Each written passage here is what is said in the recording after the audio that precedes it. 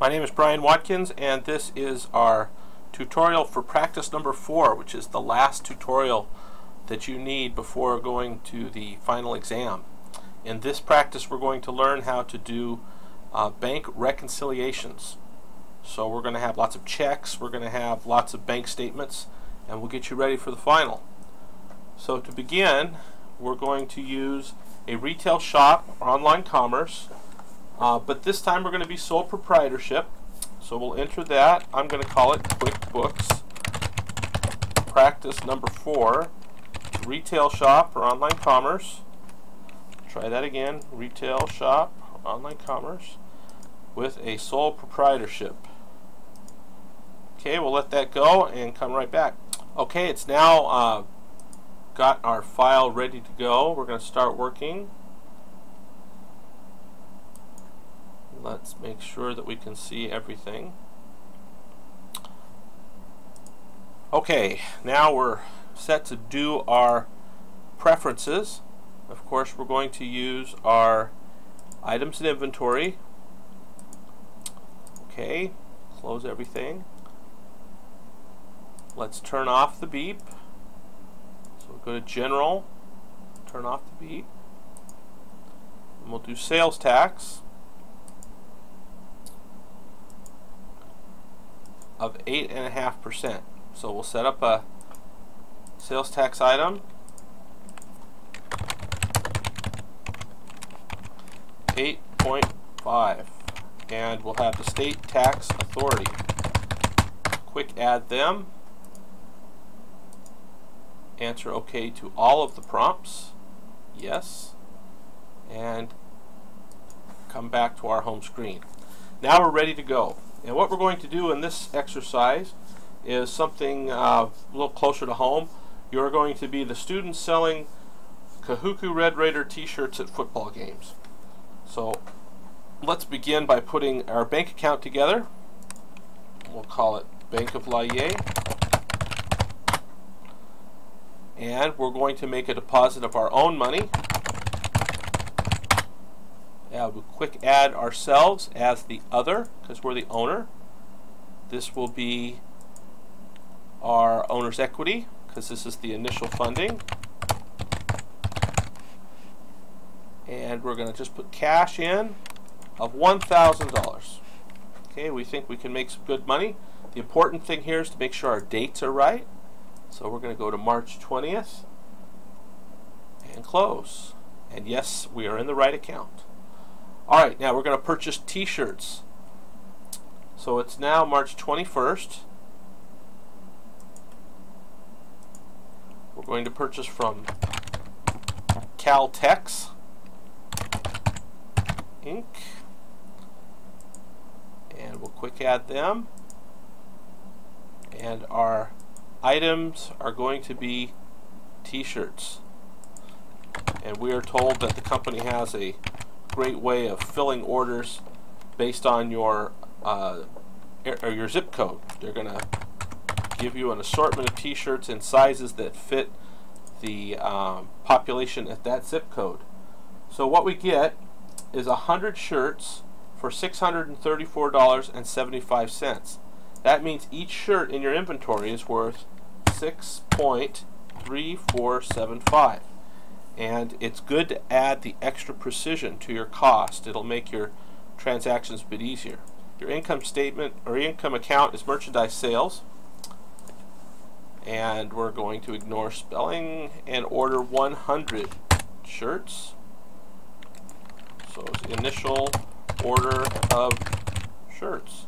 $634.75, including taxes and shipping. Our date is right, our vendor is right, our quantity is right. Check. Ignore all. There we go. On March 31st, so now we're going to go to the 31st, we're going to receive the shirts with a bill. Okay, it's now the 31st. And we're going to receive against an open purchase order.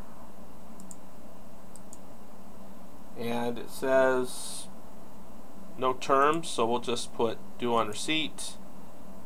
And we're going to send the check out today. So we don't need to make any changes in our costs. Save and close. Then we'll go to pay bills. Computer's being slow. There we go. There's the bill. The date is the 31st. We're going to assign the check number, and it's $634.75. Check number 1. And we're done. Alright, we have our shirts. On April 2nd, the Bank of Laie sends you your first checking account statement. So now we're going to learn how to reconcile the bank account. Obviously, you write checks. Okay, you have a check register that you can look at who you've written checks to. But the icon we're working with today is the reconcile icon. Every month, your bank sends you statements that let you know how the bank sees your money. And you want to make sure that you and the bank agree about how much money you have. So the statement will have an ending balance. And it says in the transaction that the ending balance is $997.62. Okay, now you know that you wrote a check to Caltex for those shirts, but apparently the bank doesn't know that yet. So we have to adjust and make an accounting of the differences between what we know and what the bank knows. That's the process of reconciliation. The service charge happens on the same date, I'll put both of these dates, as the statement date. The service charge has to be given to you, and I've showed you $2.50. It's a common thing, and so it has a pre-programmed account. The interest earned, 12 cents, is also a common account, but it's not given. So we're going to have to add a new account. Okay, this is other income, and we'll select from examples. And there it is, interest income. It's common enough that it's there. So we have the interest income, we have the bank service charge, and we have the ending balance. These numbers have to be accurate to the penny, otherwise you're not going to reconcile. So we'll continue. On this screen, you see the various checks and payments that your QuickBooks system knows about. QuickBooks knows that we deposited $1,000. Well, the statement from the bank shows that, so we're going to check it because we agree on that. The bank statement does not have the Caltex check number 1, so we're not going to check it. And it looks like we balance. So what has happened is our QuickBooks accounting, when we account for that service charge and the 12 cents we earned, matches the balance in the bank. So this is a reconciliation. It's successful. You cannot expect to get the right answers at the end if you didn't have a successful reconciliation. The whole purpose of the reconciliation is to point you to errors. So if you had a bad reconciliation, then what you want to do is you want to just cancel at this point, okay, and go back and find the error, which is going to be in either your service charges or interest, or you've accounted for a deposit or a check incorrectly. On April 5th, we write check number 2. Okay, so we're going to change this to April 5th. And we're going to uncheck the to be printed box so that we can make it check number 2. And we're going to pay to the order of your art major roommate. Make up a name. I don't care what you say. It's just a way to get a check into the system. We have to do lots of checks. And your art major roommate is going to prepare you some designs for your t-shirts. Okay, so we have to figure out what kind of expense that would be. But then you think to yourself, wait a minute. This isn't an expense of doing business. This is something that's going into your t-shirts. So that's an inventory item. Anything that you spend to get an item ready for sale is inventory. So in order to do that, we have to do our inventory adjustment. So we're going to add the inventory adjustment account, make it an other expense.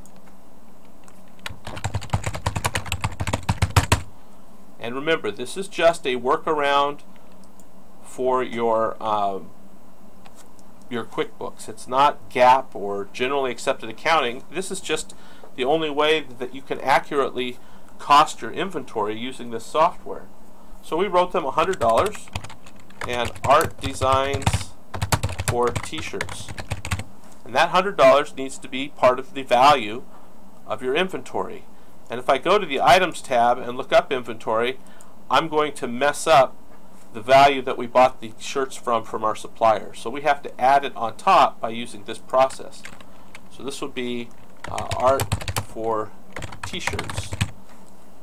So everything looks good. I'll save and close.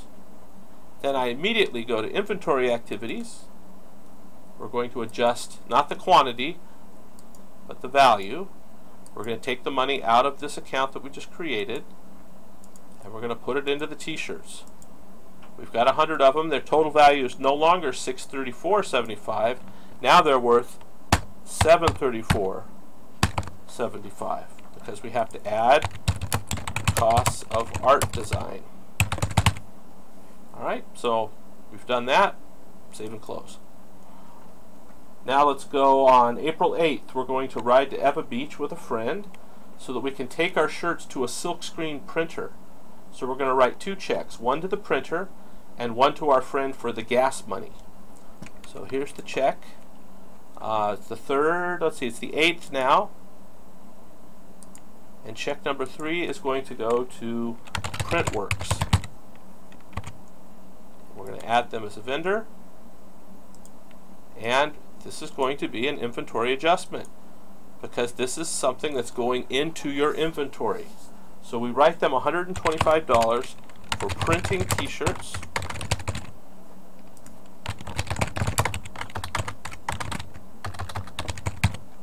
Okay, and we'll save and close. And we have another check today to Steve Jensen for $25, and he's the roommate who took you down there.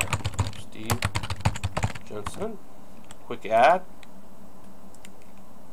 It's also an inventory adjustment. $25. Gas to take shirts to printer. Again, this is gas to take shirts to printer. All of these costs are adding to the value of your inventory. So now we're going to do another inventory adjustment. This one on the 8th. This is going to be a value adjustment. We're going to pull up our shirts. Well, we just added $150 in value. So we now have 8, that's the 100, 8, that's the 50, 475. Okay, and so this was to add 125 for printing and 25 for gas. So we added 150 to the total value. Now we have a new value of $884.75. And we close. And we'll go back to our practice test. Now April 21st, we're going to rent a car from campus for $50. So we'll change this to April 21st. We have to write a check to Hertz Connect to rent that car. We'll add them as a vendor. And what are we going to do with that car? We're going to go and pick up those shirts. So it's a specific cost of getting those shirts ready for sale, and we're going to put that $50 into the inventory. So this is car to pick up shirts. Okay. Done. Now we have to go get those shirts. We better go to inventory, and we're going to adjust the value again because we just spent another $50 on those shirts, and so that's going to give us $934.75. 884 plus 50 is good. $934.75. This is to add cost of picking up shirts from printer. Save and close. Alright, now on May 2nd we get our bank account statement from the bank, and see it's come in automatically on the 2nd, and our beginning balance was $997.62. That was from the prior reconciliation. This time I tell you that your balance is $85.45. I've told you that your service charge is $2.50 and your interest this month is 8 cents. You'll notice that it set the date for you and it set the accounts for you. You only have to set those up once. Now I'm going to continue, and at this point I'm looking at 5 checks. I know I wrote 5 checks, but which ones does the bank know about? And according to your exercise, the bank knows about 1, 2, 3, and 5. And once I click those, I look at my difference. It's 0. That's a successful reconciliation. But if for some reason you've got a difference here, then you did something wrong. One of these checks is the wrong amount. So what you would do is you would leave the reconciliation, you would go fix it. Come back to the reconciliation, all your stuff will still be here. You'll continue. You'll check the boxes. Difference is 0. You have to have a difference of 0 in order to progress. So I'm going to reconcile now.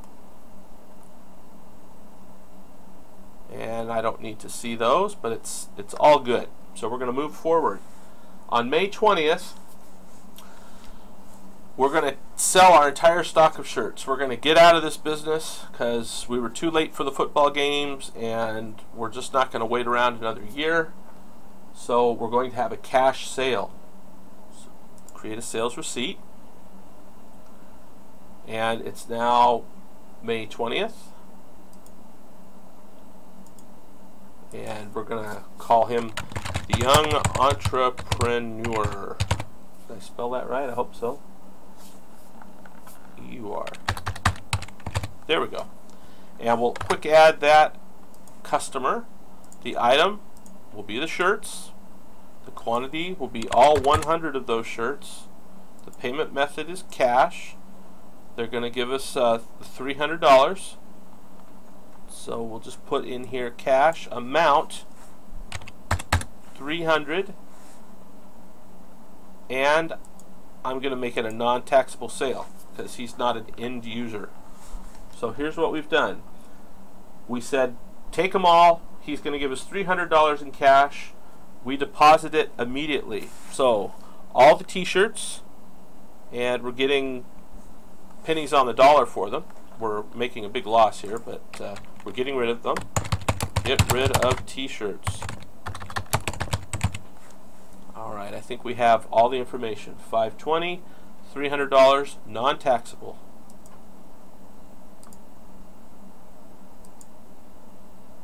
And done. Okay, your friend Steve says he lost his check. You write him check number 6. Now this happens sometimes. So what we're going to do is we're going to go back to the lost check, which is 4. Now, do you see all these other checks, how they say cleared? That means we've reconciled, it's done, there's nothing we can do to save them. Or they've all been accounted for. But this one here, we're going to void it. I've right-clicked. Okay, so I'll click out again. A right-click of your mouse brings up this menu here. We're not going to delete the check. We're going to void it. There's a difference there. That prevents our past accounting from being for having to be redone. So we're just going to void that check, and we'll save and close. And it says, do you want to maintain and do a journal entry to void the check and enter the right journal entries? Well, of course you do. You don't want to have to do all that work. So that's done. Now I go back to write checks. Check number 6.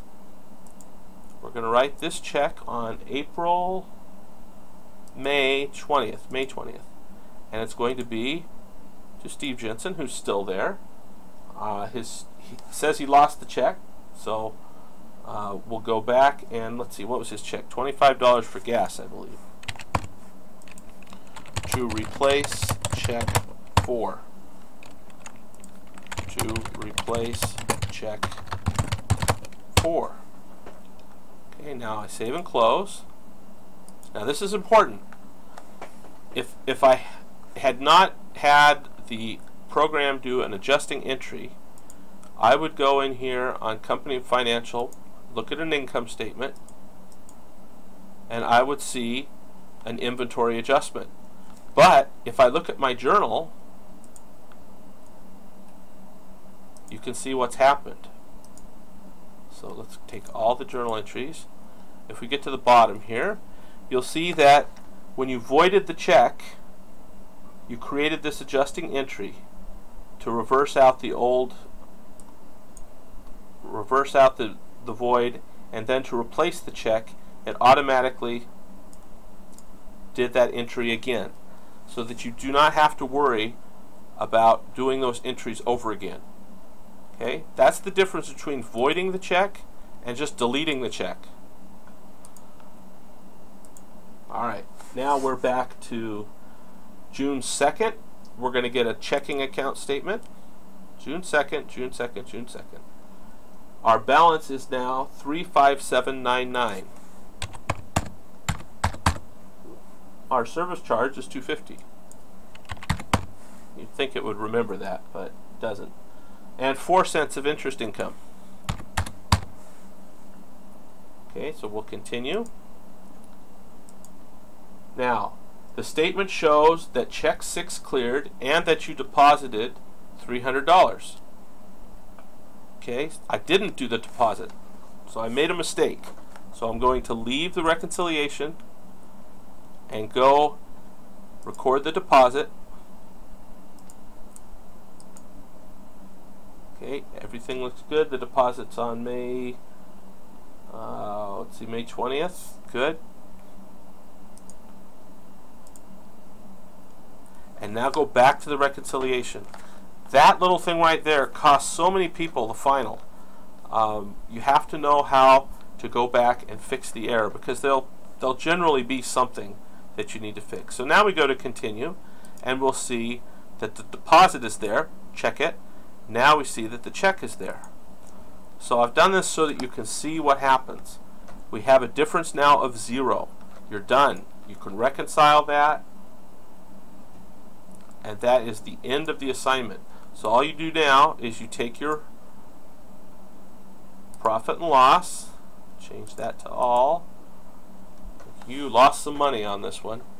So we're going to create the PDF, save as PDF. And this would be QuickBooks Practice number 4 income statement. Okay, we're going to get our balance sheet, and we'll take that to all, and we'll save PDF, create a PDF, and this is going to be QuickBooks Practice 4 balance sheet. So make sure that you see that you have those numbers right. And then finally, accountant and taxes, you go to the journal. But this one, I've asked you, we want to see them all, but print it using the landscape orientation to a PDF writing printer. That is a huge help. So it'll automatically come up, and we'll say the file name is QuickBooks Practice number 4 journal.